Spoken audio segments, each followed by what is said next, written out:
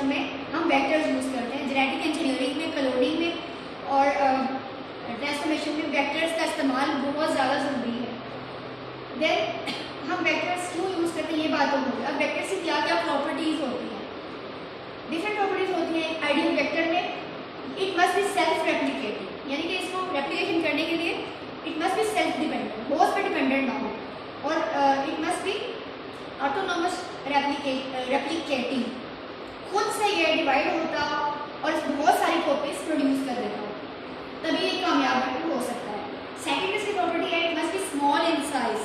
अब आपको खुद में पता है कि होस्ट का भी एक डीएनए होगा, उसका भी एक साइज होगा, तो हमने उस साइज को डिस्टर्ब नहीं करना। It must be small in size के अपने मार्कर जीन्स और एक डिजायर्ड जीन लेकर होस्ट के डीएनए के अंदर इंसर्ट हो जाए और इतना ज़्यादा जो है होस्ट के डीएनए को फर्क भी ना पड़े। Then again it has marker genes. Marker genes आप लोगों को पता है कि क्या होते हैं। मार्कर जीन्स क्या होते हैं, एंटीबायोटिक रेजिस्टेंट जीन्स। इसमें मुख्तलिफ एंटीबायोटिक रेजिस्टेंट जीन्स आ जाते हैं जो हम यूज़ करते हैं, जैसे कि एम्पिसिलिन रेजिस्टेंट जीन्स और इसके अलावा टेट्रासाइक्लिन रेजिस्टेंट जीन्स। इनको हम क्यों यूज़ करते हैं, ताकि हम ट्रांसफॉर्म्ड ऑर्गेनिज्म जैसे कि ट्रांसफॉर्म प्लांट्स हैं या ट्रांसफॉर्म बैक्टीरिया है, हम उसको स्क्रीन कर सकें। एंटीबायोटिक जो है उसकी मीडिया में ऐड कर देते हैं, देन हम उसको ग्रो होने देते हैं और चेक करते हैं कौन से ट्रांसफॉर्म ऑर्गेनिज्म सर्वाइव किए। जो सर्वाइव कर जाते हैं इसका मतलब ये है कि उसमें मार्कर जीन्स प्रेजेंट है। देन हम बात करते हैं इसमें रिस्ट्रिक्शन साइट्स होनी चाहिए।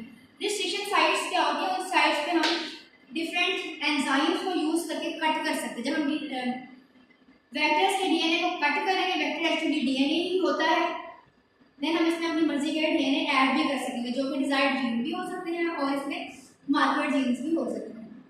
There are different types of vectors. Vectors की डिफरेंट टाइप्स हो सकती हैं, जैसे कि मोस्ट कॉमन जो है, सबसे कॉमन जो यूज होता है उसमें कौन सा है, PBR 322। देन इसके अलावा एक स्ट्रॉन्ग वेक्टर एक और भी है जिसको कहते हैं बैक्टीरियोफेज लैम्डा।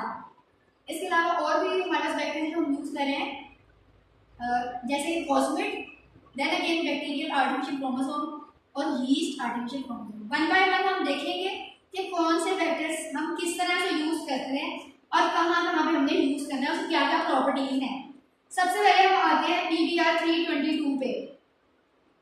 PBR 322 की अगर हम बात करें तो it is a bacterial based virus. Bacterial based virus है। इसमें बैक्टीरिया की अगर हम पिक्चर देखें, इसकी हम डायग्राम देखें, तो उसके अंदर एक सर्कुलर डीएनए प्रेजेंट होता है। Circular DNA actually it is known as plasmid, और इसी को हम नाम देते हैं PBR 322। So it is edited in laboratory. Then अगर हम इसका नाम को देखें, so P is for plasmid, BR is for the scientist who prepare it। तो इसको दो साइंटिस्ट ने प्रिपेयर किया था, एक है बोलेबर्ग और दूसरा है रॉड्रिगस। तो इसका नाम है BR इसीलिए एडेड है। देन अगेन यहाँ पे डिफरेंट नंबर होते हैं, जैसे कि 322, 325, 324। ये डिफरेंट प्लाज्मिड को जब हम एडिट करते हैं या हम दोबारा प्रिपेयर करते हैं, उसमें कोई नई प्रॉपर्टी ऐड कर देते हैं, तो उसको हम एक खास नंबर से आइडेंटिफाई करते हैं।